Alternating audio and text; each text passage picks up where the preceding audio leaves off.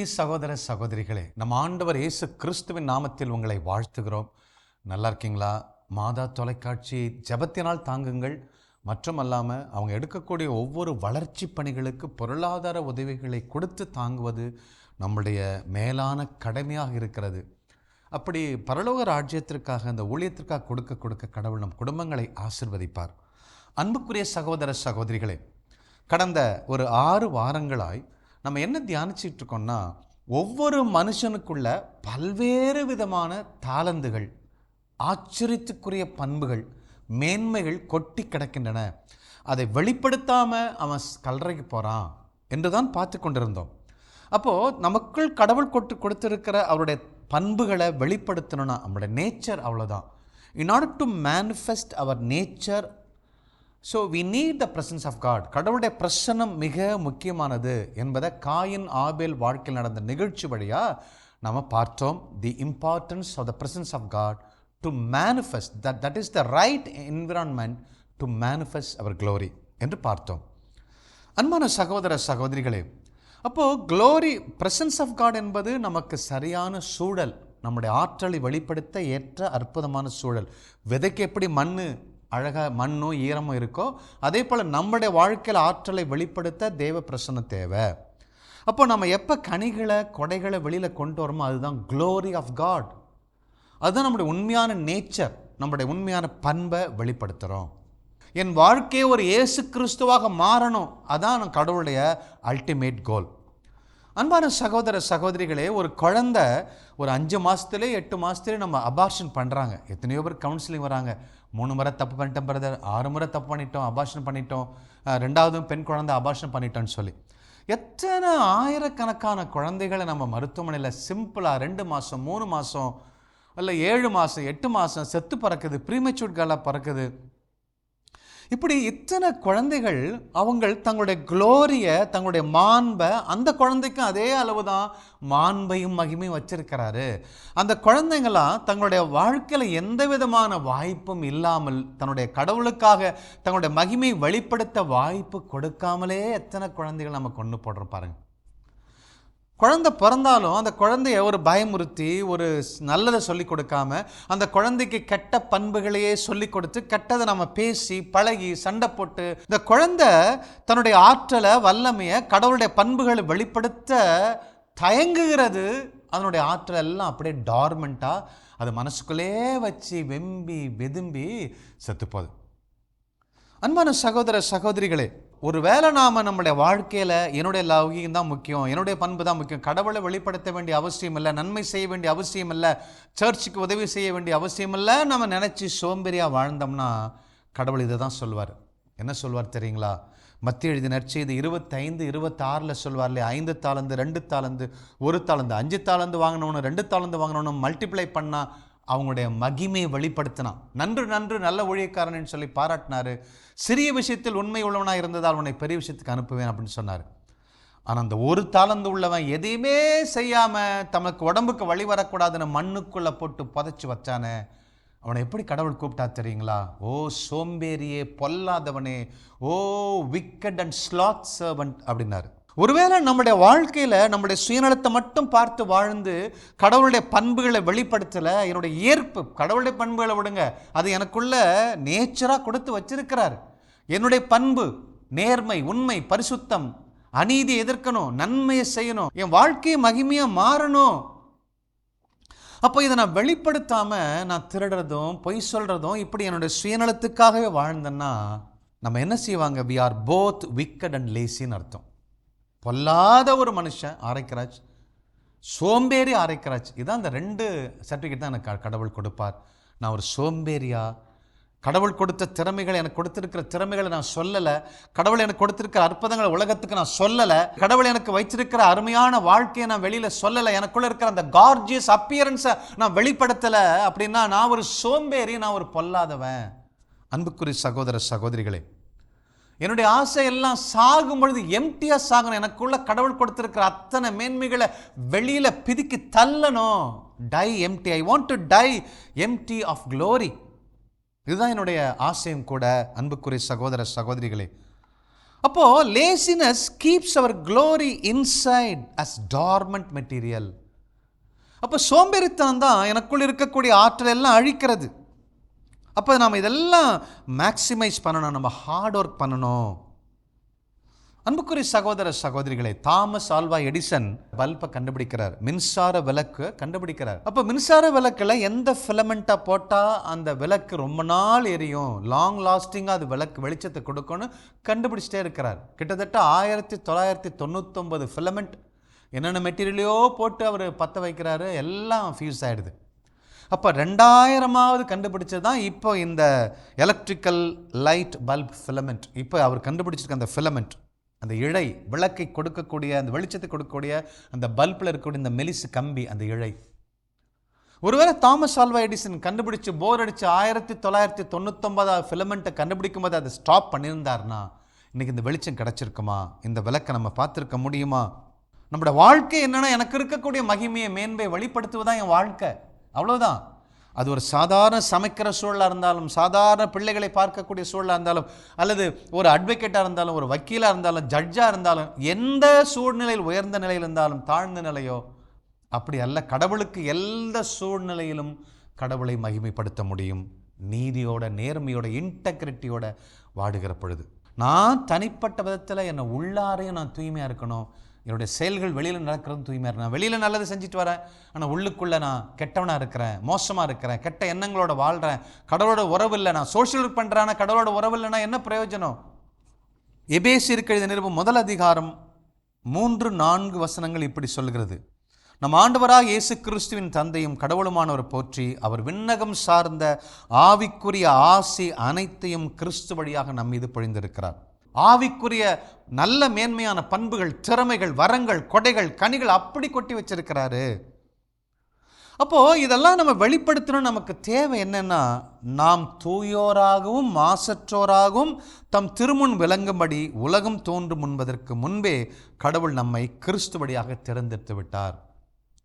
அப்போ இதெல்லாம் வெளிப்படுத்த வெளிப்படுத்த வெளிப்படுத்த தான் நாம் தூயோரா, குற்றமற்றவரா, குறையில்லாதவர்களா வாழ முடியும். பாருங்க, அப்போ நாம் தூயோரும் மாசற்றோரும், ஹோலியாவும் பிளேம்லெஸ்ஸாகவும் வாழணும் அப்படிங்கிறார். எபேசியருக்கு எழுதிய நிருபம் 1 அதிகாரம் 4வது இறைவசனம். இதுதான் அவருடைய கோல். அப்போ தூயோர் என்ன, மாசற்றவர் என்றால் என்ன, ஹோலினஸ் என்றால் என்ன, பிளேம்லெஸ் என்றால் என்ன? விவிலியம் சொல்லுகிறது, ஹோலினஸ் என்றால் இன்வர்ட் ஸ்டேட் ஆஃப் பியூரிட்டி, என் ஆத்துமாவில் உள்ளத்துக்குள்ள தூய்மை. கடவுளுக்கு எனக்கும் அந்த இன்டெகிரிட்டி, கடந்த வாரம் சொன்ன இல்லைங்களா, ஆபேலுக்கு இருந்துச்சு அந்த இன்டெகிரிட்டி. கடவுள் தான் எல்லாம் செய்கிறாரு, கடவுள் தான் எல்லாம் செய்து வைக்கிறார். அந்த இன்டெகிரிட்டி, தாழ்ச்சி, அந்த உண்மைத்துவம், எனக்கு அவருக்குள்ள அந்த யூனிஃபைட் சோல், என் ஆத்மாவும் ஒரு ஆத்மா ஒன்றா இருக்கு பாருங்க. அப்போ இன்வர்ட் ஸ்டேட் ஆஃப் பியூரிட்டி ரொம்ப ரொம்ப முக்கியம். Being set apart God's exclusive purpose. கடவுள் தன் இஷ்டம் போல தன்னுடைய பணிகளை என் வாழ்க்கையில் நிறைவேற்ற அவளுக்கென்று எக்ஸ்க்ளூசிவாக அவருக்கு மட்டும் நான் எப்பொழுதும் ஆயத்தமாக இருக்கிறது தான் பரிசுத்தம். பரிசுத்தம் பரிசுத்தம்னா ஏதோ அழுக்கு இல்லாமல், ஏதோ பாவம் இல்லாமல் இருக்கிறது இல்லைங்க. கடவுளுக்கு உத்தமம் உண்மையுமா நான் நடக்கணும் பாருங்க, அவர் சொல்கிறத கேட்கணும், அவர் கீழ்ப்படியணும் பாருங்க. அப்போது என்னை முற்றிலுமா என் வேலை, என் பொறுப்பு, என் குடும்பம்னு சொல்லி இல்லாமல் முற்றிலுமா கடவுளுடைய சித்தம் அவர் நிறைவேற்றுவதற்கு, ஆம் இதோமது அடிமை என்று அன்னை சொன்னாங்களே, அதுதானே அந்த பரிசுத்தம். இதோமது அடிமை, அவ்வளோதான், முடிஞ்சிருச்சு. இன்னொன்று பாருங்க, இன்னும் கொஞ்சம் இதை ரெண்டே சுருக்கி இன்னொன்று சொல்லலாம். ஹோலினஸ் என்பது நான் எனக்குள்ள உள்ளார்ந்த ஆவியில் ஆத்மாவில் பரிசுத்தம் இருந்துச்சுன்னா அதுதான் எனக்கு வல்லமை கொடுக்கும். கடவுளோட பேச, ஜெபிக்க, உறவாட அது எனக்கு ஆற்றலை, தைரியத்தை, விசுவாசத்தை கொடுக்கிறது. இந்த பரிசுத்தம், உள்ளார்ந்த பரிசுத்தம், ஆத்மாவில் இருக்கக்கூடிய அந்த பரிசுத்தம், நேர்மை எனக்கு அது கொடுக்கறதான் ஹோலினஸ். கடவுள் ஆண்டவர் இயேசு கிறிஸ்து தன்னுடைய இரத்தத்தால் என்னுடைய பாவங்களை முற்றிலுமாக கழுவிட்டார். அவர் என்ன நீதிமான அறிவிச்சிட்டாரு. திரும்பி திரும்பி நான் பாவி பாவின்னு சொல்லிக்கிட்டே நான் ஏமாற்றக்கூடாது. அப்படின்னா என்ன அர்த்தம்? நான் அவருக்கு முன்னாடி போக விரும்பலைன்னு அர்த்தம், ஜெபிக்க விரும்பலைன்னு அர்த்தம், நன்மை செய்ய விரும்பலைன்னு அர்த்தம், நான் சோம்பேறின்னு அர்த்தம். பாவி பாவி பாவி எப்போ பார்த்தாலும் அந்த சூழலை நம்ம அதை ஒரு சந்தோஷமாக எடுத்து பயன்படுத்திட்டு இருக்கோம் பாருங்க. பிகாஸ் நான் ஒரு நீதிமானா போய் செஞ்சாகணுமே, தீர்க்க தரிசனம் சொல்லணுமே, ஊழியம் சொல்லணுமே, நான் சாட்சியை சொல்லணுமே, நேர்மையாக வாழணுமேங்கிற பயத்தினால தான் பாவி பாவி பாவின்னு சொல்லிட்டு இருக்கோம். Holiness is something different. அது ஹோலினஸ் என்பது அது ஒரு பயங்கர ஒரு வல்லமை, கடவுளோடு பேசக்கூடிய வல்லமை என்பதை புரிஞ்சுக்கணும். பிளேம்லெஸ், பிளேம்லெஸ் என்றால் என்ன? தூயோரை, மாசற்றவர் என்று தமிழில் சொல்கிறோம். மாசற்றவர், பிளேம்லெஸ் என்றால் மாசற்றவர் என்று சொல்லுகிறோம். அது என்ன? Outward state of being free from fault, accusation என்று சொல்லப்படுகிறது. அப்போ கடவுளுக்கு எனக்கும் நல்ல உறவு இருக்குது, அதான் ஹோலினஸ். அவருக்கு எனக்கு நேர்மை உறவு இருக்குது, அவருக்காக நான் ஆயத்தமாக இருக்கிறேன், இதோ வந்து அடிமைன்னு சொல்லி இருக்கிறேன். அப்போது அங்கே மட்டும் கடவுள்கிட்ட நான் நல்லா செஞ்சு என் மனைவிகிட்டையோ என் பிள்ளைகள்கிட்டையோ என் வாழ்க்கை மோசமாக இருந்துச்சுன்னா, உலகத்தில் நான் தீமையை விளைவிச்சிட்ருக்கேன், நன்மையை செய்ய மாட்டேன்னு சொன்னால் அது ஏமாற்று வேலை. தானியேல் அவர் சிங்கக்குகையில் அடைக்கும் பொழுது அவர் சொல்கிறாரு, அப்போது தானியேல் புஸ்தகம் 6:22 6 முழுசும் படித்து பாருங்களேன். தானியேல்கிட்ட எப்படியாவது குறை கண்டுபிடிக்க பார்ப்பாங்க. அவன்கிட்ட ஒரு குறையும் இல்லை, கம்ப்ளீட்லி பிளேம்லெஸ். எந்த லஞ்சம் லாவணியும் வாங்கலை. அப்பேற்பட்ட ஒரு மனுஷனா அப்போ சொல்கிறாரு, அரசன் சொல்கிறாரு, 3 வேளை ஜெபித்த கடவுள் உன்னை காப்பாற்றினாரா அப்படிங்கிறாரு. ஆம் அரசனே, நான் கடவுளுக்கு உண்மையோடு உத்தமோடும் பிளேம்லெஸ்ஸாக நான் வாழ்ந்தேன், உங்களுக்கு அப்படி வாழ்கிறேன். கடவுளுக்கு ஹோலியாக வாழ்ந்தேன், உங்களுக்கு பிளேம்லெஸ்ஸாக வாழ்ந்தேன் அப்படிங்கிறாரு. அப்போ கடவுளுக்கு ஆத்மாவில் உண்மையில் அவருக்கு நேர்மையோட, இன்டெகிரிட்டியோட, யூனிஃபைட் சோலோட நம்ம வாழணும்.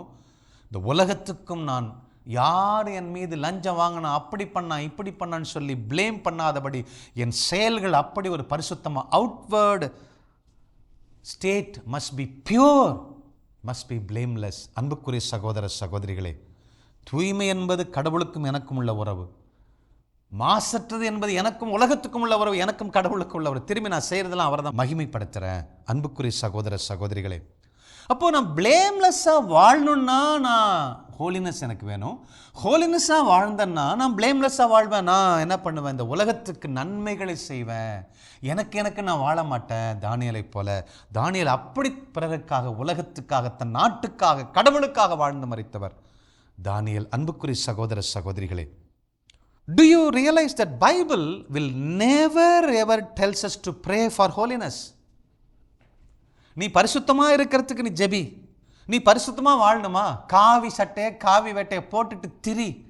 இல்லை, நீ பரிசுத்தமாக இருக்கணும்னா Bible will never ever ask you to wear a காவி சட்டை, ஒயிட் சட்டை போடு, வெள்ளை கீழே வெள்ளை மேலே வெள்ளை அப்படிலாம் போட்டுன்னு சொல்கிறது இல்லை. ஏன்?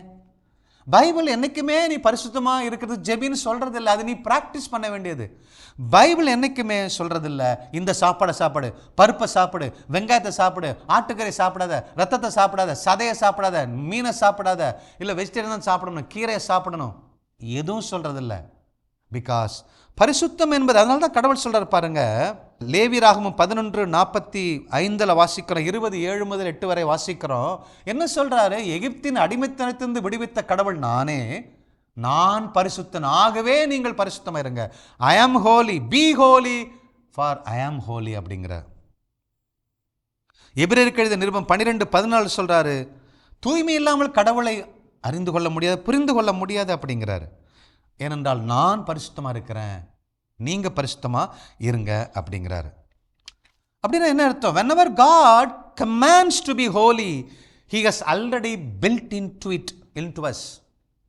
நான் பரிசுத்தமாக இருக்கிறேன், நீங்களும் பரிசுத்தமாக இருக்கிறேன்னு அர்த்தம். நான் பரிசுத்தமாக இருந்தேன், என்னிடமிருந்து உருவாக்கப்பட்ட நீனும் பரிசுத்தம்தான் அப்படிங்கிறாரு கடவுள். அன்புக்குரிய சகோதர சகோதரிகளே, நம்மளோட வாழ்க்கை முழுசும், வாழ்க்கை ஸ்டைலே மாறணும். அவர் இஷ்டம் போல் அவருடைய இஷ்டத்தை செய்யறதுக்கு நம்ம முற்றிலுமாக விரும்பி நம்மளை ஒப்பு கொடுப்பது தான் தூய்மை, பரிசுத்தம் என்பது. அதனால தான் நீ பரிசுத்தமாக இருக்குது ஜெபி, நீ செய்ய வேண்டிய காரியம் அது. நீங்களும் நானும் கடவுளுக்காக ஒப்பு கொடுக்க வேண்டிய காரியம். It is my work, it is your work. அதுக்கும் போய் ப்ரேயர் பண்ணிட்டு இருக்கோம் பார்த்தீங்களா? அன்புக்குரிய சகோதர சகோதரிகளே, sin impaired our ability to be holy but did not destroy it. நம்ம பரிசுத்தம் என்பது விவிலியம் எப்பொழுதும் சொல்லலை நான் ஹோலி என்று சொல்லலை, அன்ஹோலின்னு தான் சொல்லுது. there is a difference between non-holy and unholy. unholy என்பது நான் நல்லவன், நல்ல கிணறு வச்சுருக்கேன், கெட்ட கிணறு இருக்குது, நான் கெட்ட கிணறுலேருந்து நான் தீமை எடுக்கும் பொழுது தான் அன்ஹோலி. என்னுடைய செயல்கள், என்னுடைய சிந்தனைகள், செயல்லாம் மோசமாக இருக்கிறது அன்ஹோலி. ஆனால் எனக்குள்ள ஹோலினஸ் இருந்துட்டு தான் இருக்குது. பிகாஸ் நான் கடவுளுடைய சாயலில் இருக்கிறேன், பரிசுத்தம் உள்ளே இருக்குது. நான் ஹோலி என்று டோட்டலாக மனுஷன் நான் ஹோலி என்று சொல்லி சொல்கிறதே இல்லை. அன்புக்குரிய சகோதர சகோதரிகளே, அப்போது பாவ உணர்வுகள், பாவ சிந்தனைகள் தான் நம்ம அன்ஹோலியாக மாற்றி, எனக்குள்ளிருந்து சிந்தனை, ஆத்மா, என்னுடைய உடல் இவைகளெல்லாம் கேட்டு ஆவிக்கு எதிராக செயல்படும் பொழுது நான் அன்ஹோலி செயல்களை செய்கிறதுனால தான் அன்ஹோலியாக வாழ்கிறேன். அப்போ எனக்குள்ள பரிசுத்தம் இருந்து கொண்டே இருக்க, ஸ்டோரேஜாக இருக்கிற, தட்டி விடணும். அதனால தான் சொல்கிறாரு, தாகம் உள்ளவள் என்னிடம் வரட்டும், விசுவாசம் கொள்ளட்டும், பருகட்டும், நம்பிக்கை கொள்ளட்டும், அவனுடையமிருந்து வற்றாத நீரூற்று பெருக்கெடுத்து விடும். அவன் தான் வற்றாத நீரூற்று பெருக்கெடுத்து விடும். அப்போது பரிசுத்தம் நமக்குள்ளே இருக்குது. அப்போ அந்த பரிசுத்தத்தை நம்ம முக்கியத்துவம் கொடுக்கணும். பரிசுத்தம் என்பது உங்களை ஜஸ்ட்டு கடவுளுக்கு நீங்கள் இஷ்டம் போல் செய்யுங்கப்பான்னு சொல்லி அவர் இஷ்டத்தை விட்டு கொடுங்க, அது போதுங்க. நீ உங்கள் இஷ்டம் போல், காயினை போல் இஷ்டத்துக்கு செய்யாதீங்க, அவற்றை விட்டுடுங்க. அன்னை மரியாதை போல விடுங்க, வேறு ஒன்றுமே இல்லை. அன்புக்குரிய சகோதர சகோதரிகளே, நீதிபதிகள் புஸ்தகம் 15வது அதிகாரத்தில் ஒரு நிகழ்ச்சி நடக்கிறத சொல்லி நான் இன்றைக்கு நிறைவு செய்கிறேன். சிம்சோன் உங்களுக்கு தெரியும். அவன் பிரயாணம் செய்து கொண்டிருக்கிற பொழுது அவனை அறியாமலே பெலிஸ்தியர்கள் 1000 பேர் அவனை அடித்து கொள்ள வந்துடுவாங்க. அப்போ சிம்சோனுக்கு வழியே தெரியல, சாக தான் போகிறோம், அதனால ஒரு முயற்சி பண்ணணும்னு சொல்லி அங்கே பார்க்குறாரு. ஒரு கழுதையினுடைய எலும்பு, தாடை எலும்பு, ஜா போன் ஆஃப் டாங்கி. அப்போது அந்த டாங்கியினுடைய தாவங்கட்டு எலும்பு இருக்கும், அதை எடுப்பார். கடவுளின் நாமத்தினால் என்ன பண்ணுவார், இப்படி ஒரு வீசுவார், 4 பேர் 5 பேர் செத்து போயிடுவாங்க. இப்படி பண்ணுவார், 5 பேர் சாவாங்க. உடனே அதில் வல்லமை இருக்குன்னு தெரிஞ்சுக்கிட்டு எடுத்து விளாசி அந்த எலும்பை வைத்து 1000 பெலிஸ்தியர்களை ஒரே ஆளாக சண்டை போட்டு கொள்ளுவார். அந்த பாலைவனத்தில் தாகம் வந்துடும், எல்லாம் செத்து போயிடுவாங்க, டயர்ட் ஆகிடுவார். தண்ணி குடிக்க தண்ணி இருக்காது. கடவுளே நான் தாகத்தோடு சாவறதுக்கான்னு சொல்லி கதறுவார். கடவுள் தண்ணி கொடுத்து அவர் காப்பாற்றுவார். ஏன் அந்த இடத்துல தண்ணி குடிக்கிறது கூட கடவுளுடைய கிருபை இல்லாமல் நம்மளால் குடிக்க முடியாது, சரண்டர் பண்ணணும். ஆனால் ஒன்றே ஒன்று அவற்றை எனக்கு பிடிச்சது, சிம்சோன்ட்ட அந்த தாவங்கட்ட அந்த ஜா போனை எடுத்து ஒரு கோயில் கட்டி அதை கும்பிட்டு ஜா போன் கடவுள் என்று அவர் வைக்கல பாருங்க. அவரை பொறுத்தவரை டோட்டலாக கடவுளுடைய வல்லமை அப்படின்னு நம்பினாரு. அந்த இடத்துல நாம் இன்னைக்கு ஒரு சின்ன சின்ன பொருளை எதையோ வச்சு கும்பிட்டு நடக்கிறோம், கடவுளுக்கு மேன்மை கொடுக்கல. அதனால தான் சொல்கிறேன், உங்களை முற்றிலுமாய் கடவுளுடைய டிஸ்போசலுக்கு ஒப்புக்கொடுங்க. நல்ல நேரம், கெட்ட நேரம், அது சாம்பிராணி, தகுடு, மாந்திரம், தந்திரியம், இதெல்லாம் பாருங்க தரித்திரியம், இதெல்லாம் விட்டுருங்க அன்புக்குரிய சகோதர சகோதரிகளே. அப்போ வாசிக்கிறோம், நீதிபதிகள் புஸ்தகம் 15வது அதிகாரம் 17 வாசிக்கிறோம். அந்த ஜாபோனை பார்க்குற, தூக்கி எறிந்து விட்டு அவர் சிம்சோன் நடந்தார், தூக்கி எறிந்தார்.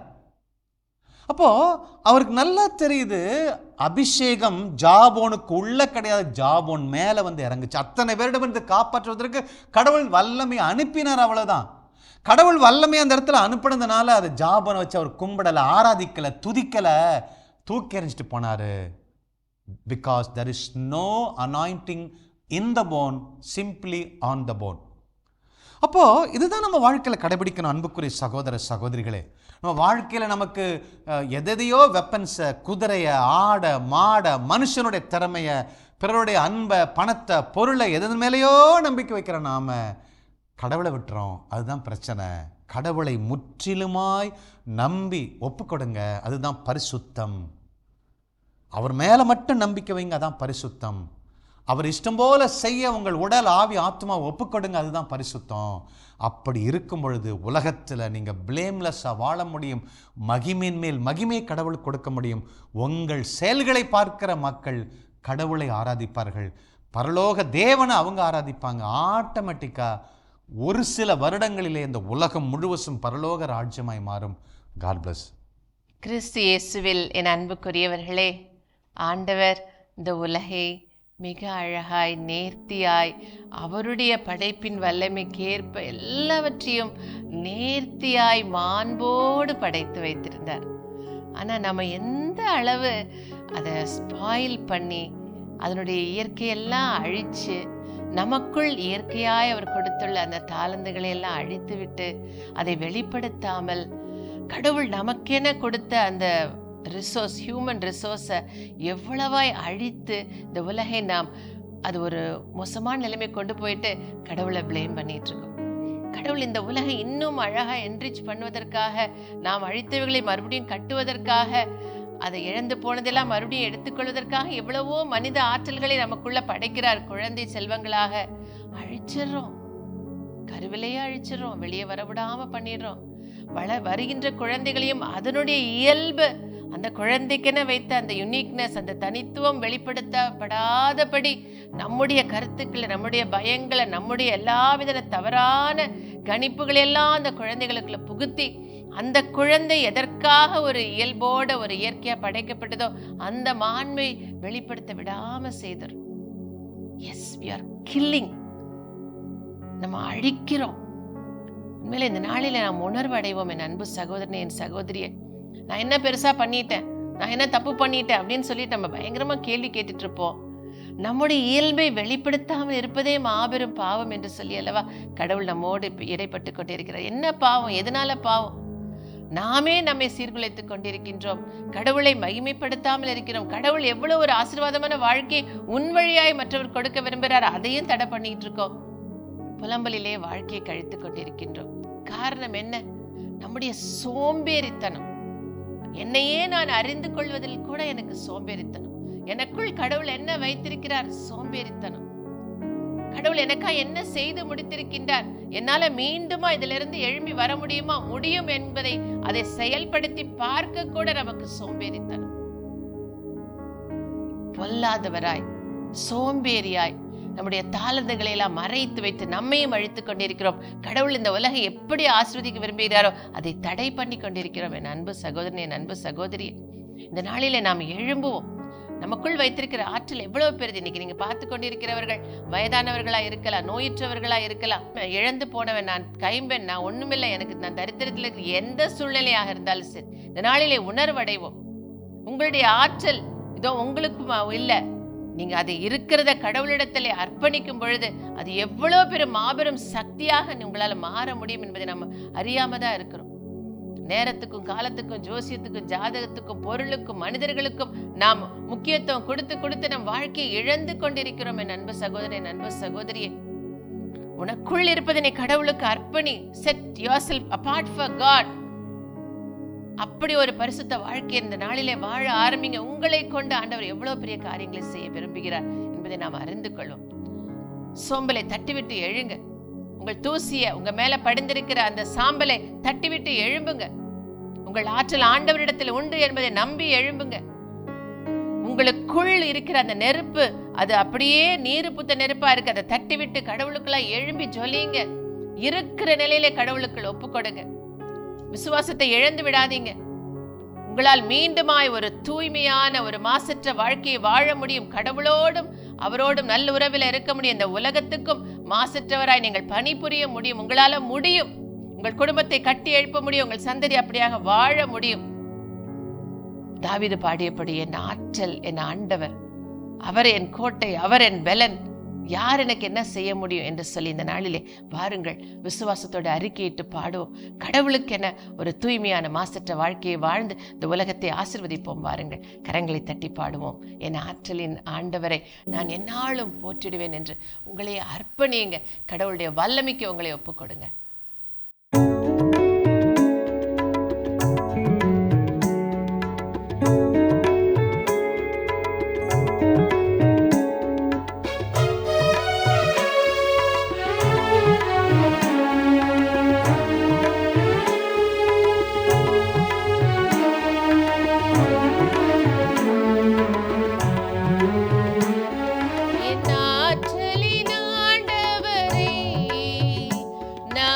எந்நாளும் போற்றிடுவேன். நல்லருள் மொழி கேட்க காலமெல்லாம் அவர் காலடி அமர்ந்திடுவேன்.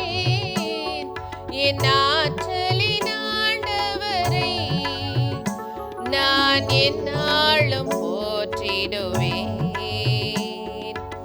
ஆண்டவர் எனது அரணாவார், அவரே எனக்கென்றும் துணையாவார்.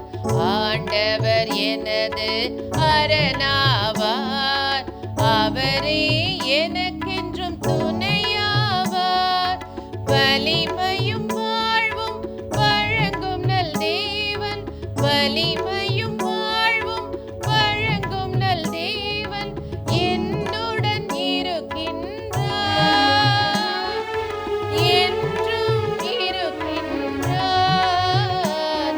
என் ஆற்றலின் ஆண்டவரை நான் எந்நாளும் போற்றிடுவேன். நல்லருள் மொழி கேட்க காலமெல்லாம் அவர் காலடி அமர்ந்திடுவேன். என் ஆற்றலின் ஆண்டவரை நான் எந்நாளும் போற்றிடுவேன். அப்பா, எங்கள் ஆற்றல் நீரே. அப்பா, எங்களுக்குள் வாழ்கிறவர் நீரே. எங்களை விட்டு விலகாத தெய்வம் நீரே. அப்பா, உம்மை நம்பி நாங்கள் எழுகிறோம் சுவாமி. அப்பா, எங்களுக்குள் நீர் வைத்திருக்கிற அந்த தாளந்துகளை, எங்களுக்குள் நீர் வைத்திருக்கிற அந்த இயல்பை அப்பா நாங்கள் முழுமையாய் வெளிப்படுத்தும்படியாய் இதோ உம்முடைய பாதத்தில் வந்து நிற்கிறோம் ஆண்டவரே. அப்பா, எங்கள் சந்ததிகள் ஒவ்வொன்றையும் உம்முடைய சித்தத்திற்கு ஏற்ப வளர்த்தெடுப்போம் என்று சொல்லி இந்த நாளிலே உம்முடைய வல்லமையில் நம்பிக்கை வைத்து உறுதி எடுக்கிறோம் சுவாமி. அப்பா, இனிமேல் நாங்கள் அழிப்பவர்கள் அல்ல, ஆக்குபவர்கள், உம்மோடு கூட படைப்பவர்களாக இந்த உலகை ஆசீர்வதிப்பவர்களாக எங்களை நீர் வாழ்விக்க செய்வீராக. எங்கள் ஆண்டவர் இயேசு கிறிஸ்துவின் நாமத்தில் ஜெபிக்கிறோம் எங்கள் ஜீவனுள்ள நல்ல பிதாவே, ஆமென். அன்புக்குரியவர்களே, ஆண்டவராக இயேசு கிறிஸ்துவின் மீது முழுமையான நம்பிக்கை கொள்வோம், நிறை வாழ்வை பெற்றுக்கொள்வோம். God bless you. இயேசுவுக்கே புகழ், மரியே வாழ்க.